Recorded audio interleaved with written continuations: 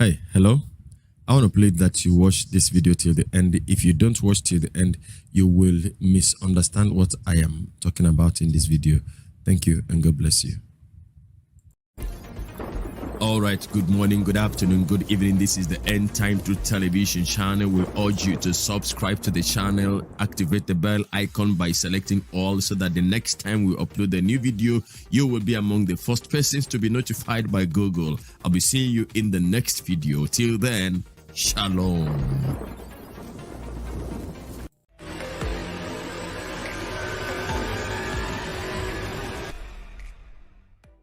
Good morning, good afternoon, good evening. God bless you. This is a short video and I am uploading this video. It's a kind of a tribute to a very humble servant of God who recently passed on to glory. David Paul Yonggi Cho, Dr. David Paul Yonggi Cho, as far back as 2006, 2007 was when I started hearing of him. And I know that as at that time, he was actually the pastor of the largest congregation in the whole world. By that time, I think there were about 480,000 members. And as of recent, they have clocked about 830,000 membership. And the one thing about him is that even at that, you don't hear so much noise about him. If you have not been told about David Paul Yonggi Cho, you actually wouldn't be hearing about him because he's so modest. And to think of the fact that this man is from South Korea, not from Africa. His congregation is in South Korea. And the other funny part of it is that he co-founded this church with his mother-in-law. And there was never a time it was reported that they ever fought because of money or whatever. Now, recently, the Lord has taken him home. And I'd like you to listen to the wonderful testimony he shared about one of his members too, who the Lord took home to heaven, because he wanted to show him some things. If ever you listen to this message, you may want to go to heaven after all. God bless you. I'll be seeing you in the next video. Till I come your way again, I remain your brother in the Lord. From me to you, shalom. Then I'll tell you a story, real story. This is not joke, real story.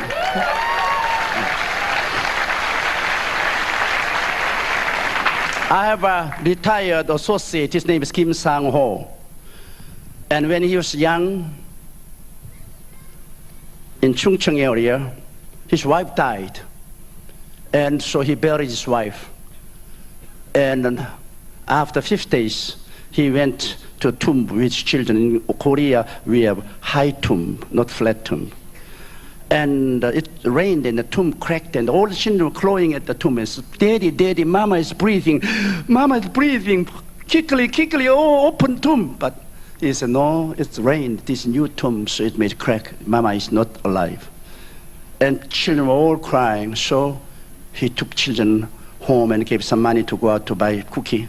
He sat down and he was very depressed. His heart was broken. And he was crying, and he was reading the Bible. Suddenly he felt someone came behind and thrust through into his heart with big sword, and he fell. He had massive heart attack, and he died. And I was in the office, and telegram came. Those days we did not have fax or internet, so telegram came. Kim Sang-ho died. Please organize funeral party to bury him. And doctor already issued a death certificate as a massive heart attack. It was already 3 days over. So I personally organized the funeral committee. And I appointed funeral committee and gave some money and sent them to bury him. And when they went, he was there, so they washed him. Because in Korea, up until that time, we didn't have any morgue. So in home they washed and clothed, and just before they put him in the casket, they were singing the last song. Suddenly Kim Sang-ho rose up, and all the ministers ran out of the house. They were so frightened. And then he was sitting by his casket, And he was waving them to come in. And each of them said, you go first, you go first. They were so scared, they thought that they were seeing the ghost. And so they made a scram and they came in. And they touched him.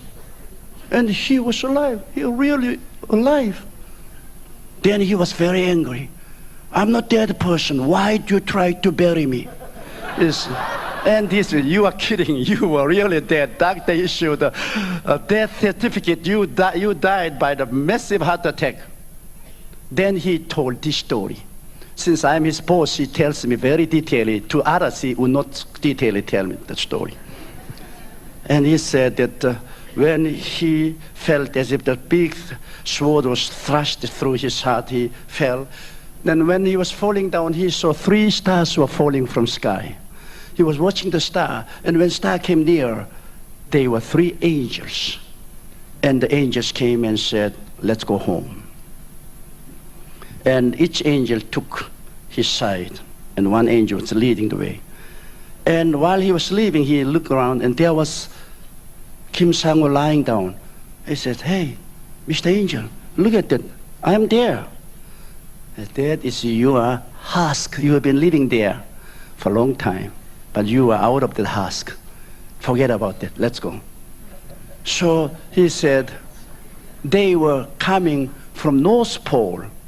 He said, that there's earth, and then from North Pole, there was a super highway toward heaven.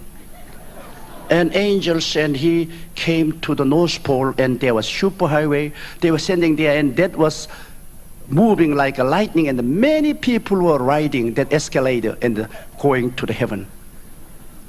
And while he was going to heaven, he saw many stars, big stars on earth. And from North Pole, he was going to. And he asked the angel, how long does it take? 1 day. It's quite distance. It takes 1 day from earth to heaven. So finally he arrived to a vast universe. This is so bright and so glorious, so beautiful. And finally he came to the heavenly city, the New Jerusalem, and the door was opened. And Jesus was standing there, and hosts of the angels and the complete spirit were there welcoming, and hallelujah, welcoming. So he was walking in, then he saw David. He said, oh, Mr. David! And David come and shake hand with him. And he saw Stephen. Stephen was there. So he said, Stephen, weren't you very painful when they stoned at you? And he said, no, Jesus was watching me, and I was so full of joy that I didn't feel any pain at all. Then there was a river flowing from the throne, tremendous big river, and so many trees on side of the rivers, and the fruit all over the places, under there beautiful benches all over, and angels and the people were sitting there chatting, and they reach out and take the fruit and eat the fruit. Instantly the fruit will turn into fragrance, come out of the pores of the body. So full of fragrance in the air and beautiful musics. Then Jesus said, let's go and worship Father. So he came to a big auditorium. He said, endlessly big auditorium, and millions and millions and millions of people, angels were there worshiping God like a waves of sea. They were bowing down, worshiping, and the music and peace and joy were just heavenly and unspeakable.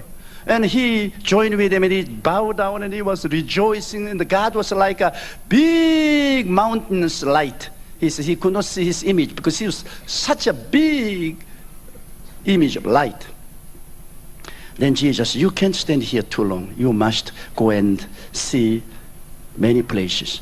He said, well, my wife died 5 days ahead, so may I see her?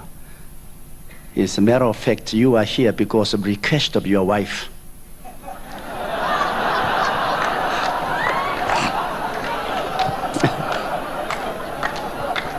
So he Jesus took him to a glorious mansion, and the door was open, and his wife was walking out with a beautiful cloth with angel. And he said, Pastor, she was beautiful. And I laughed. Because while he was having church, I would go down to hold meeting for him. And those days there were no hotels. I was living in parsonage. And she would always bring the food. And I tell you, she's a very ugly woman.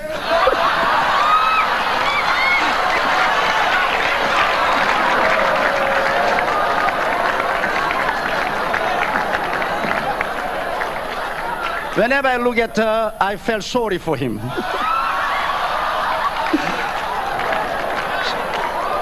So I said, Pastor Kim, you are really kidding. He said, Pastor, no. She was like Jesus Christ. Her old image was completely disappeared. She was renewed and she looked like a Jesus. She was so beautiful and pretty.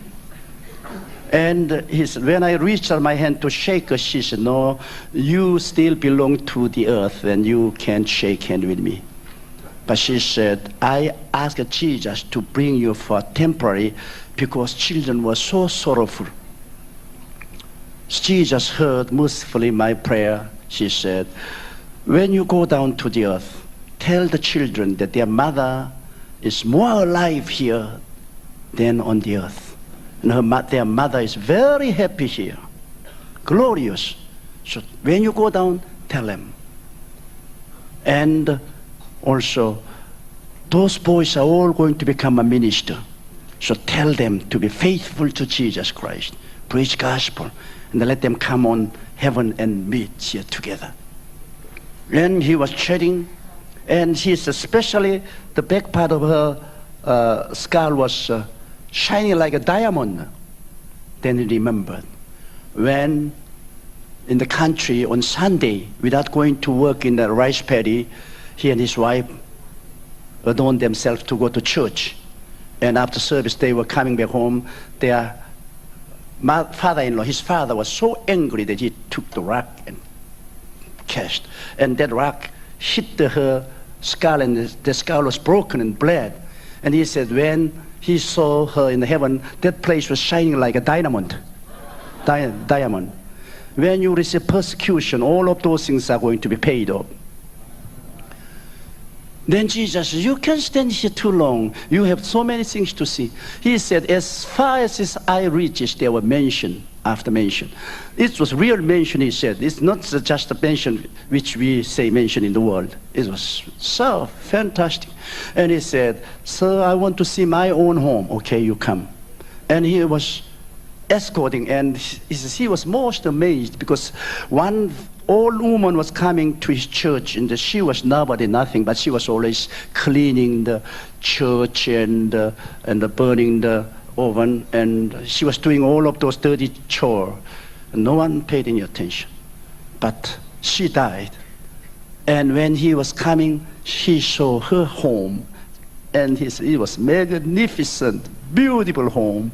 And a little further, there was an elder who was very proud, as a swashbuckling guy. But his house was smaller. Then when he came to his house, there was no roof. And he felt crying. He said, Jesus, my home, no roof. He said, don't worry. Your good work is constantly coming up to heaven. With those material, we are completing your house. So you go down to earth and you do the work for the Lord, and your good work would come up as a material, and we will complete your roof. Then we will call you. Then you will come. Then he suddenly said, you must go back quickly. Your friends are going to bury you. Then you have no place to go in. And he called those three angels, hurry him down to the earth. His friends are going to bury him. So they took him and they rushed to the gate, and someone was calling behind him, "Hey, wait a minute, wait a minute." And when he looked, it was Abraham.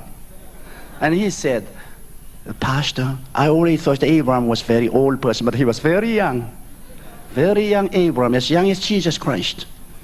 And he came and he says, "You are going to back to the earth. Tell the world, tell the people that Christ is coming back very soon. Much sooner than you think. And let them get ready because Christ is coming very soon." Then when he came to the gate, the angel took him, and they took the same escalator from the northern part of the sky to the North Pole. Then when he was coming to home, he could see his room right through the roof. And there he saw his casket. Friends were ready to put him in casket, and there was his corpse. And when he stood at the feet of his coat, angel said, "Dive in." They pushed him. He dived in. He came alive.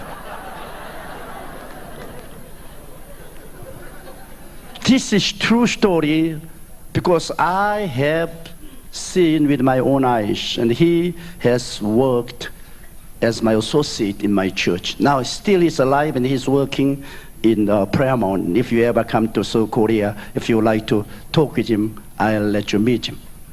And you know, there's heaven to gain, hell to avoid. Jesus Christ finished the death, hell, and he brings eternal kingdom of God to us.